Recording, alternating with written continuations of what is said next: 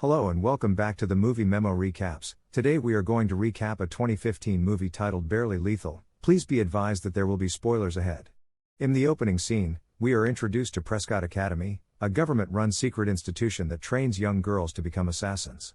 The chief of the organization, Hardman, brings them in as young as 10 months old to teach them everything about life, without guidance from outside media.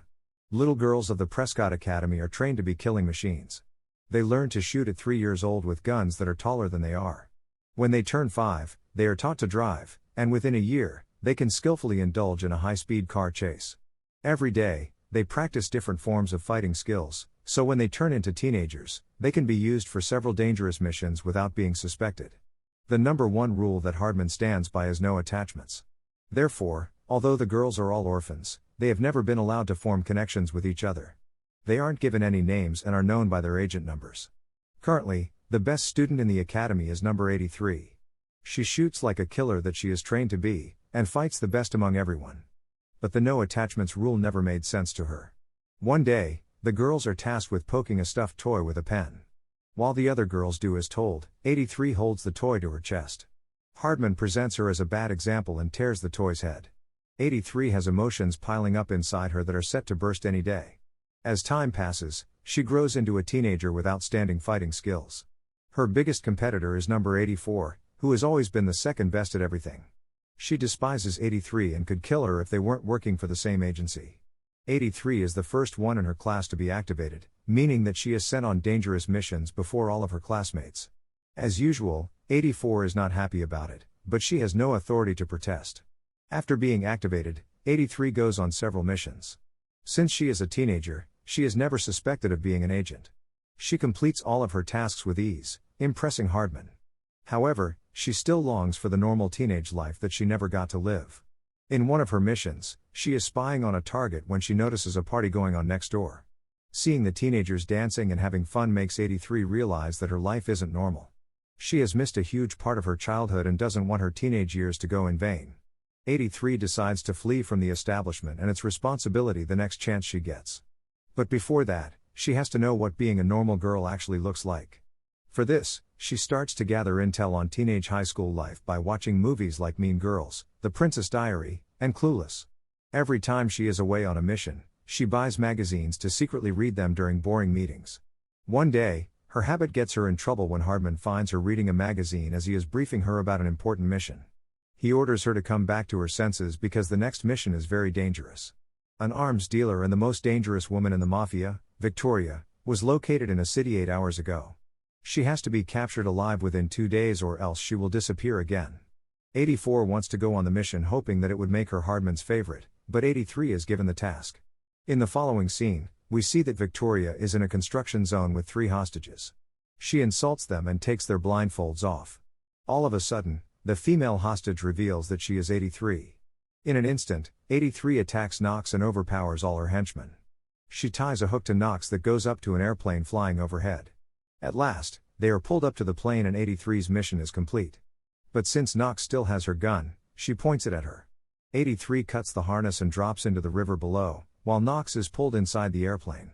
When Hardman notices 83's absence, he tries to contact her on a device attached to her wrist. 83 gets out of the water and hears him. However, she doesn't reply, knowing that this is her only chance to escape her old life. She throws her watch away and decides to never look back. Back in the airplane, Hardman is told that they aren't receiving any visuals or audio from her. He declares her inactive and continues interrogating Victoria. Following that, 83 creates an entirely new identity under the name Megan. She also transfers into a high school in Newton and finds a family to stay with through a website. At the airport, the family comes to pick her up. It consists of the mother, Mrs. Larson, her son, Parker, and her sarcastic teenage daughter, Liz. Liz is not too happy about Megan's arrival and has a hard time adjusting with her around the house. She finds it weird that Megan is excited about normal things like riding the school bus. Still, to please her mother, she agrees to help Megan around the school. On her first day at school, Megan dresses up in a ridiculous outfit, making everyone stare at her. Only a few minutes in, a bully named Gooch calls her fresh meat as everyone laughs. To make her feel better, Liz gives her less patterned clothes to wear. During the morning assembly, she is supposed to talk in front of everyone as a foreign exchange student. Before going to the stage, she meets a geeky kid named Roger who manages the AV for the school's band.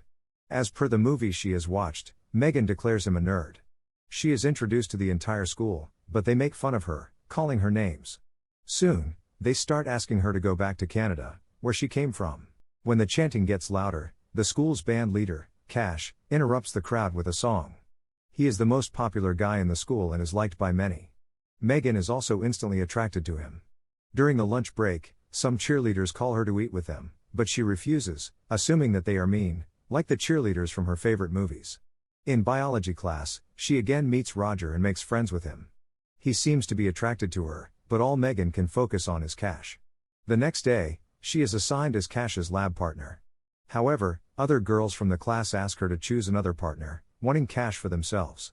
Everybody is thirsty for Cash.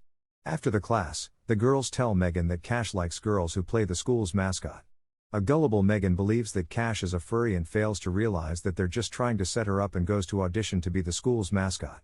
She is selected instantly and called to practice for the next game. During the practice, a group of masked men run towards her and try to kidnap her. Megan uses her skills to easily overpower them, surprising everyone around her. She had thought that the masked people were agents sent by Hardman, but it turns out they are guys from a rival college trying to cause trouble. By the time she realizes this, everyone is filming her. They upload the video on social media, much to her horror. Back at Prescott's base, Victoria is being held and interrogated by Hardman. She is also aware that his way of stealing a good childhood from young girls is wrong. She calls him out for it, but the man insists that he is doing it for a good cause. Victoria also shows special interest in number 84 and is planning to use her to escape. They soon find out about the viral video of Megan and assume she is now working for a rival group. The next day at school, everyone is talking about Megan's outstanding fighting skills. She turns into one of the popular girls overnight. Her day gets even better when Cash calls her to his band practice after school. When she reaches there, she meets Roger and talks to him while waiting for Cash. Roger loves her personality and registers that they have a lot in common, but Megan is too busy drooling over Cash to see that he likes her. Later, she is invited to a high school party that her bully Gooch is throwing at his house. Megan is beyond excited because she has only heard of such parties in the movies. While returning home that day, she is kidnapped by people from Prescott. Hardman has assumed that she is working for a rival establishment and refuses to believe it when she tells him that she just wants to have a normal life.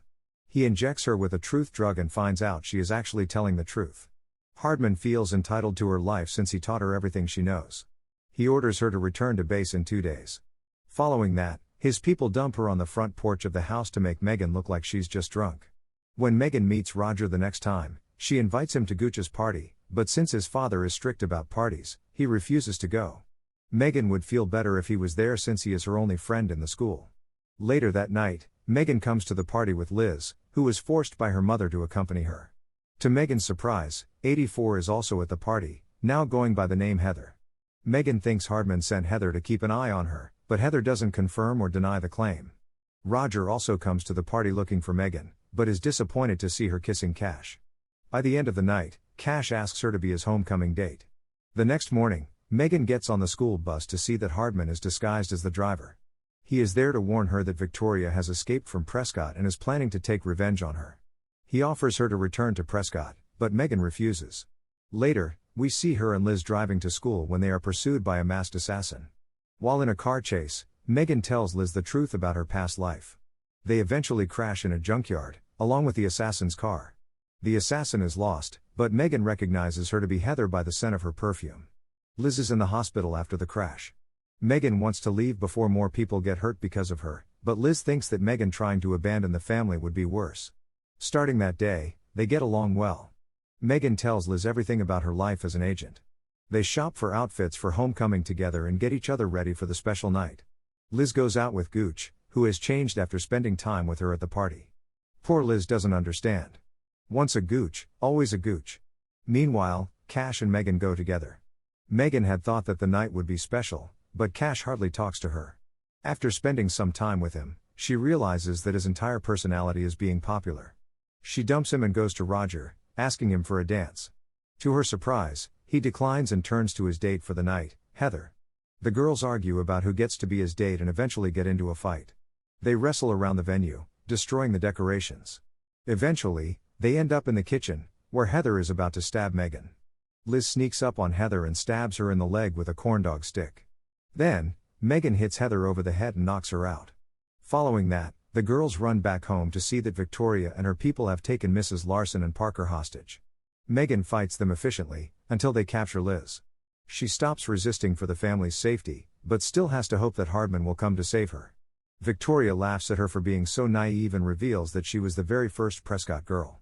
Like Megan, she also left Prescott for robbing her of her childhood. She challenges Megan to a one-on-one fight and defeats her easily. Suddenly, Hardman arrives with reinforcements to help Megan and capture Victoria. They break in and knock out Victoria with a tranquilizer gun. Megan hugs Hardman, thanking him for the help.